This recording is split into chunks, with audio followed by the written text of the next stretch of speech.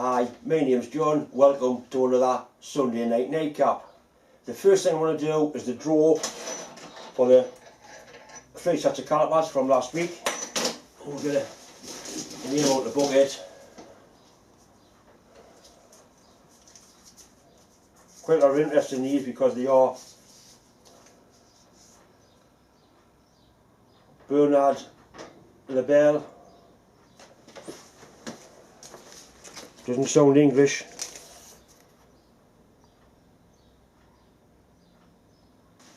Okay, so all you have to do is send me an email with your address. I'll get them in the post this week. I'm going to do another giveaway. This time it's for a scribing block. Quite a nice one as well. Brown and sharp. It's got a nice little adjuster. I'll get a close up of it. The scribe part's missing. I'll make a new scriber for it. A bit of silver steel, and I'll harden it. I'll do it this week.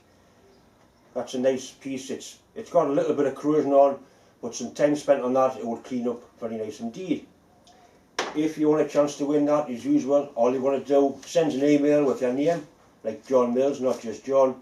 That's my email address up there. Your name goes into the bucket. If it's drawn out, I'll post it off to you anywhere in the world, completely free of charge. That was given to me. I had 2 or 3 given, none of them complete. I've got a one that I do use. I'm never ever going to need another one, so certainly well worth winning.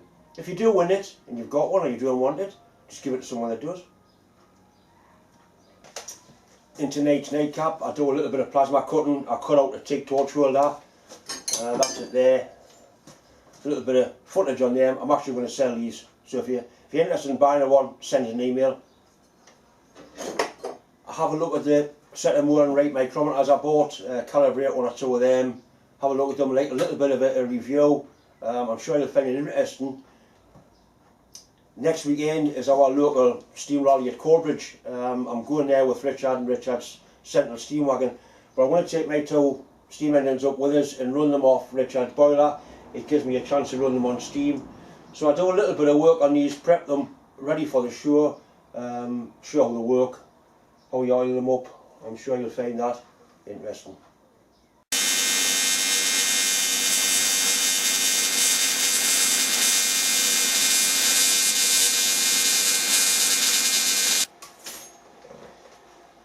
How many times have you stopped welding a bench and you're trying to find somewhere to put the torch down, especially with a hot ceramic, and especially with a clear one, a Pyrex one, because they break as soon as look at them.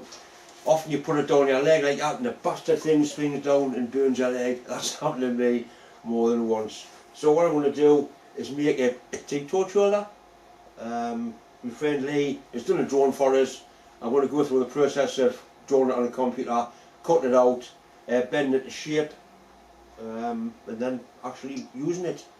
I've opened a program up called SheetCam. SheetCam comes pre-installed on the software. We need to go into File. I want to import a drone. Import drone. The drone is in Downloads, and the drone's called, it was TIG torch, so it's TI. There it is there. TIG holder John. Open.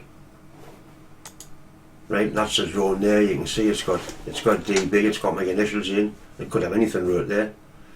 So I'm going to cut this out of 4mm plate. So we need to set up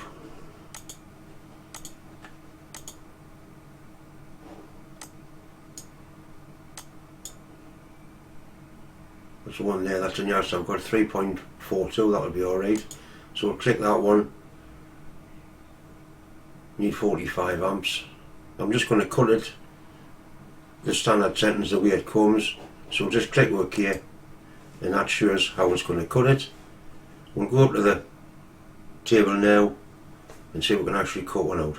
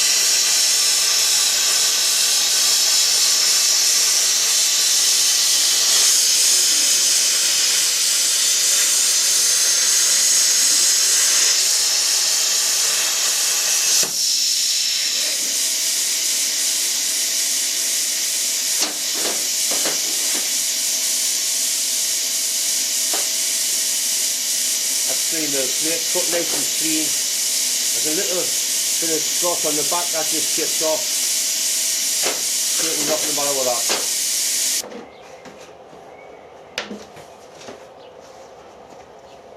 I found a wire wheel on the grinder is probably the quickest way of cleaning these up.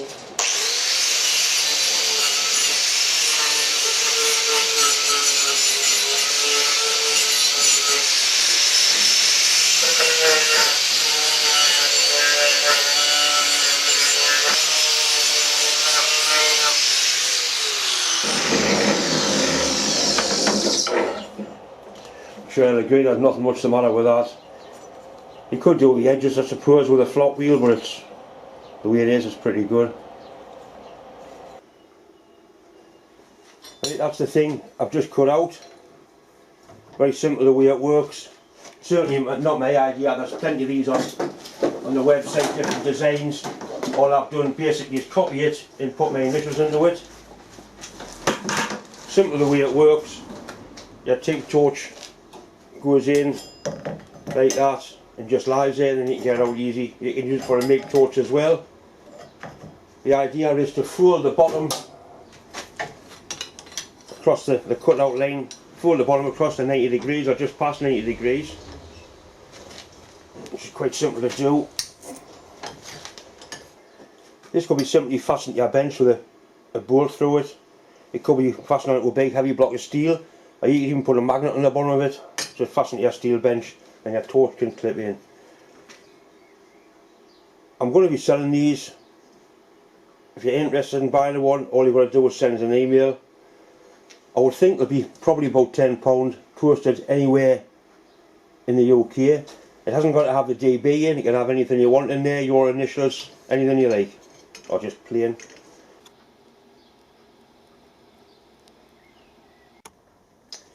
Next weekend is our local steam rally.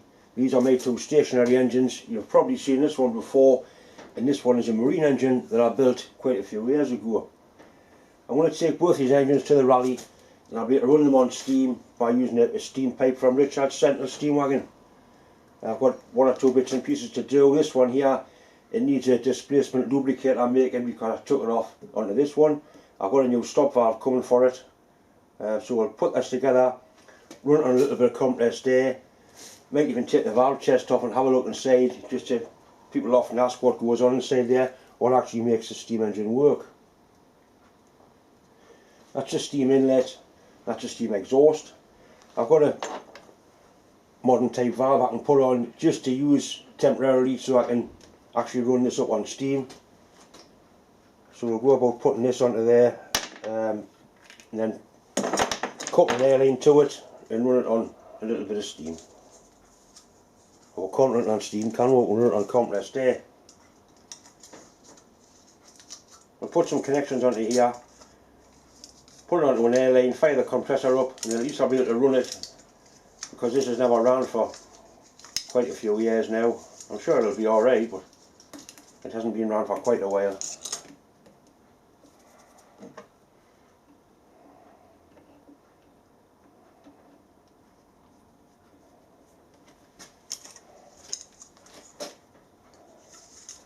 PTFE tape is the modern equivalent of probably asbestos yarn and graphite.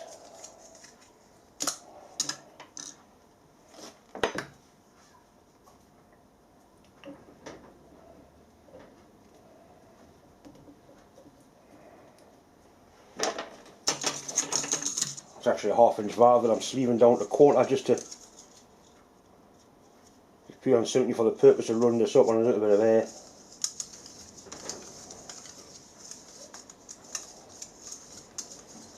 This engine was made completely from scratch, as everything was actually made. I made patterns in caster cylinders, taper turned them, cast the base. A friend of mine machined the flywheel because it was too big to go in my box value at the time.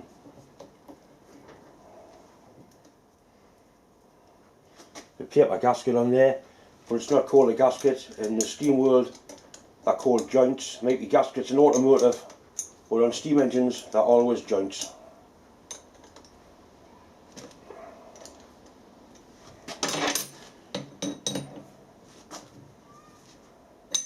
will all taper fitting, so they'll all just sort of screw into each other.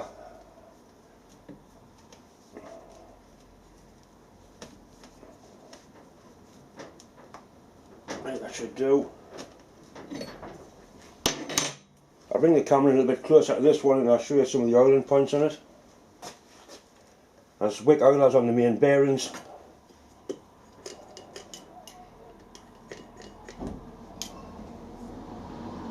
There's little oil drillings on all the valve gear. Oilers on the eccentrics, they're what operate the valves. Spin it round.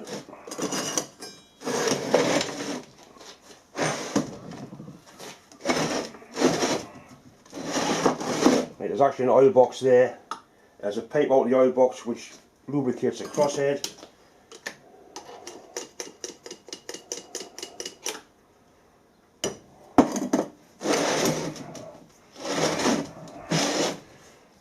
That lubricates the crosshead, which in turn goes down here because this connecting rod is hollower, and that's what lubricates the big end bearing.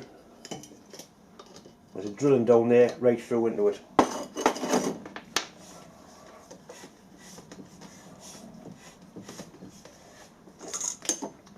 Exhaust pipe to go on.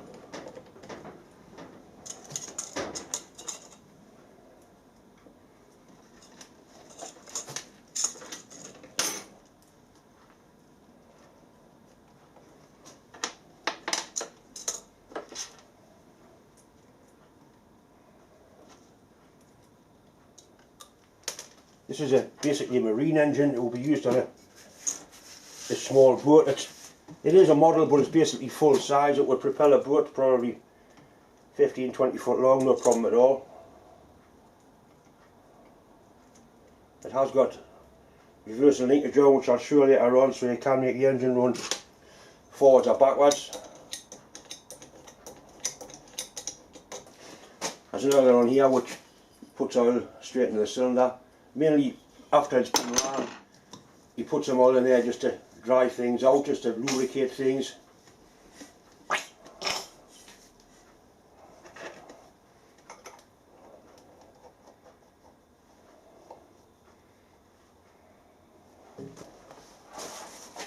This is the pipe that we use on Richard's boiler. It's a hydraulic pipe.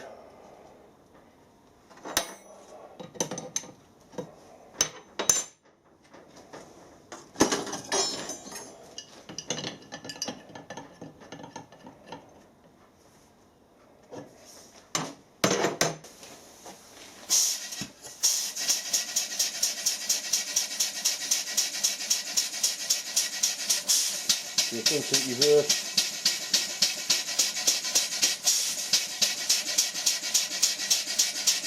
Makes nice noises. It runs even better on steam. Put a little bit of load onto it.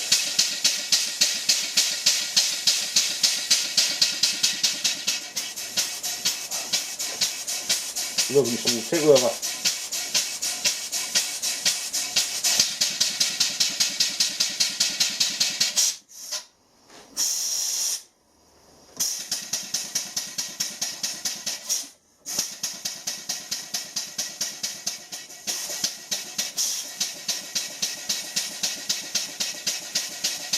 This engine is double action, which means that steam on both sides of the piston. The piston goes up and down, it's being pushed down and pushed up. So basically it's like a twin cylinder conventional engine.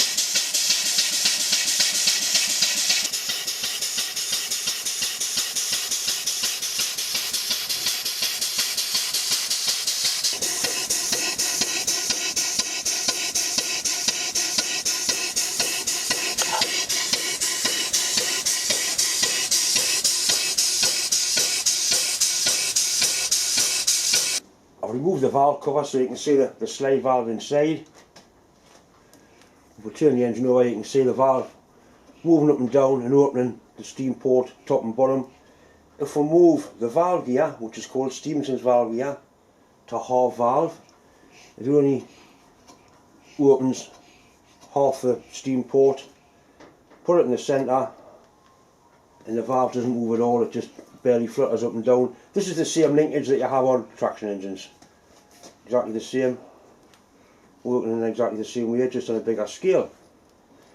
Now what I have got is a plastic cover that I made when I did some video on this engine years ago, and I can run the engine with steam pressure or with air pressure, and you should be able to see the valve operating.